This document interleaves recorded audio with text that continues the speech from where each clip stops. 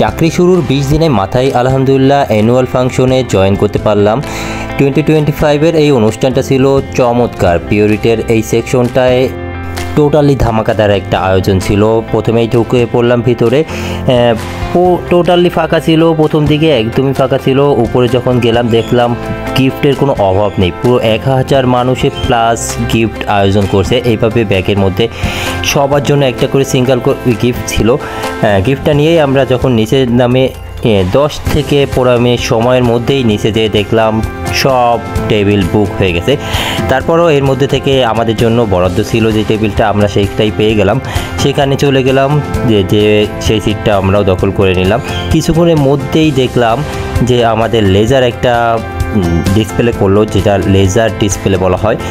চমৎকার একটা ডিসপ্লে ছিল, যদিও কিছুক্ষণ পরে চলার পরে চোখে একটু লাল নীল বাতি জ্বলতেছিল। এরপরে পুরস্কার বিতরণীতে আমার ভাই ইমরান ও বেস্ট কোঅর্ডিনেটরের গিফটটা পেয়ে গেল।